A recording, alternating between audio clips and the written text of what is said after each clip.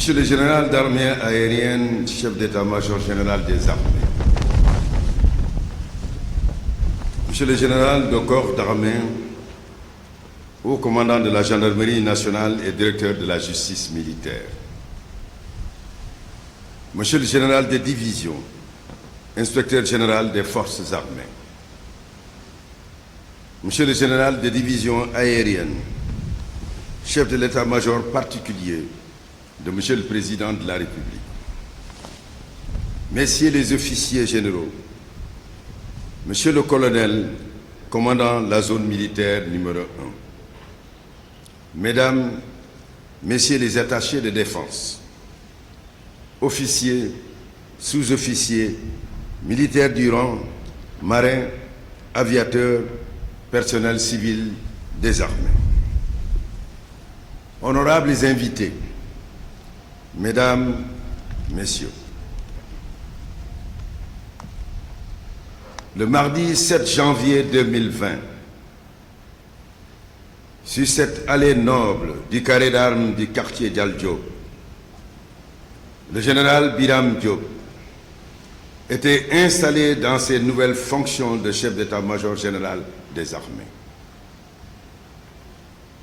448 jours plus tard, nous y retrouvons pour rendre un hommage mérité de la République à ce grand chef militaire à l'occasion de ses adieux aux armées. Mon général s'est investi de la confiance de son Excellence, M. Macky Sall, président de la République et chef suprême des armées, que vous avez pris en main la destinée des armées. En ma qualité de ministre de tutelle, j'ai pu rapidement mesurer votre hauteur de vue, votre jugement sûr, surtout lorsqu'il s'est agi des grandes questions de défense et de sécurité intéressant notre pays, ainsi que votre ambition pour l'institution militaire. Votre vision est sans nul doute le fruit de la richesse et de la diversité de votre parcours. Depuis votre sortie de l'école royale de l'air du Maroc en 1985, jalonnée d'affectation en unité opérationnelle et en état-major. Je citerai entre autres le commandement de l'escadrille de patrouille maritime, celui du groupement opérationnel de l'armée de l'air,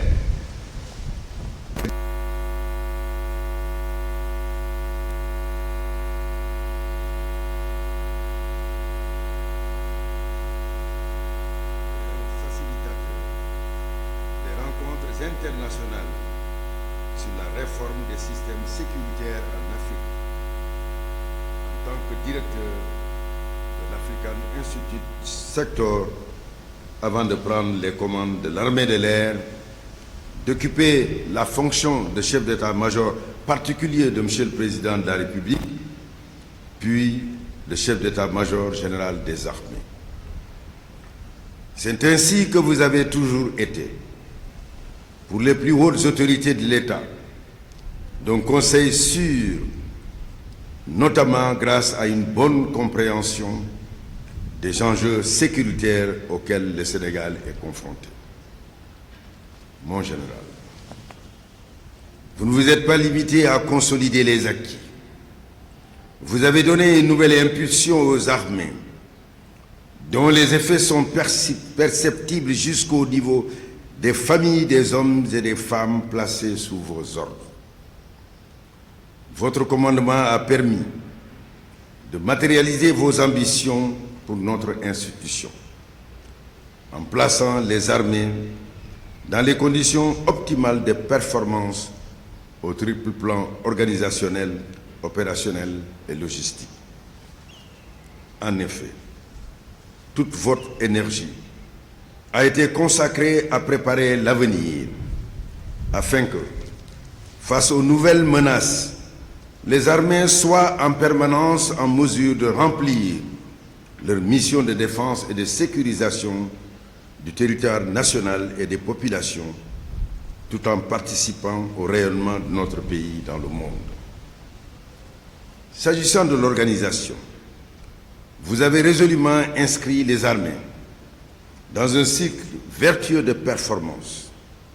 Je ferai notamment référence à l'érection d'un nouveau PC pour l'état-major de l'armée de terre, projetant l'image moderne qui lui suit, et la création de nouvelles entités telles que le commandement des opérations spéciales pour une meilleure cohérence dans la prise en compte des menaces asymétriques.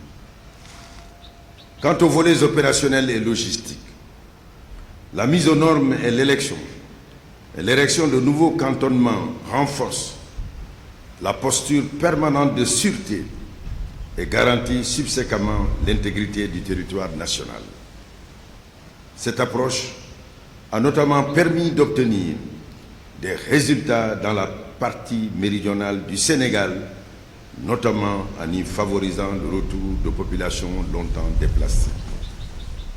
Par ailleurs, conscient de la globalité de l'approche prônée par notre concept national de défense et de sécurité, vous avez fait organiser la manœuvre nationale Falémé, qui a permis de mettre en synergie la totalité des acteurs civils et militaires afin d'éprouver l'aptitude opérationnelle des armées ainsi que notre concept de soutien logistique.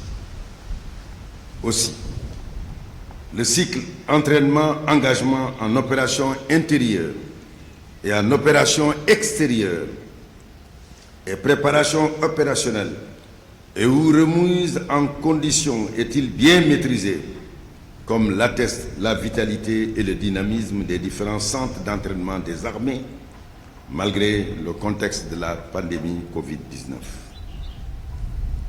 Mon général,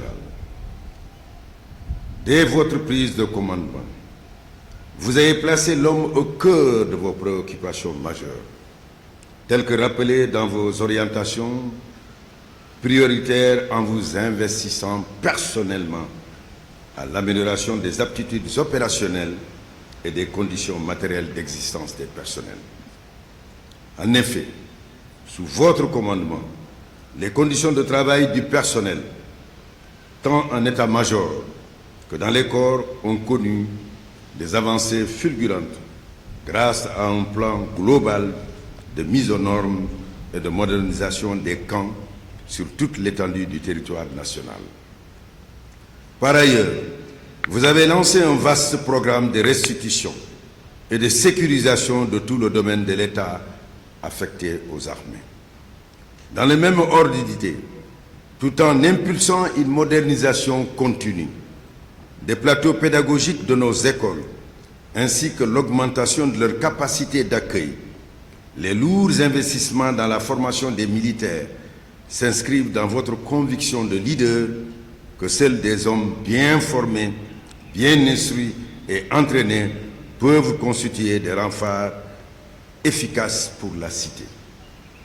Assurément, mon général, l'intérêt tout particulier que vous avez porté à la formation, notamment au projet ambitieux de création de l'industrie de défense du Sénégal, longtemps souhaité pour notre pays, trahit votre passion quasi obsessionnelle pour l'instruction et la formation des cadres. C'est dans cet esprit d'ailleurs que s'inscrivent l'évolution infrastructurelle de nos écoles ainsi que les perspectives reluisantes de création très prochaine des écoles de la Marine nationale, de l'administration et des métiers techniques de l'intendance, du génie et des transmissions. Certainement, vous êtes approprié cette célèbre maxime de Sébastien le prêtre de Vauban que je cite. La sueur à l'entraînement et à la formation épargne le sang au combat. Fin de citation. Mon général, au plan social, au-delà de la constance de votre attention particulière et bienveillante, au profit des couches sociales les plus vulnérables des armées, ainsi que de vos interventions philanthropiques et toujours discrète, plusieurs de vos camarades ou leurs familles dans la détresse, la précarité ou la douleur ont su trouver auprès de vous réconfort et soulagement, comme cela a toujours été le cas pour les malades, blessés et hospitalisés, habitués à vos visites périodiques dans les structures hospitalières d'accueil. À ce titre, en votre qualité d'acteur social de premier plan, vous avez toujours orienté, coordonné avec une remarquable lucidité les interventions du Haut Comité des Affaires sociales dont vous assumiez la présidence. Dans le même ordre d'idées, perçu comme un enjeu éthique, fonctionnel et identitaire des armées, les activités de cohésion, de solidarité et de fraternisation, tout comme celle de revivification des traditions à travers les fêtes patronales des bataillons et les baptêmes d'emprise militaire, ont été les principaux ressorts du raffermissement de l'esprit de corps et du lien intergénérationnel des armées. Sous ce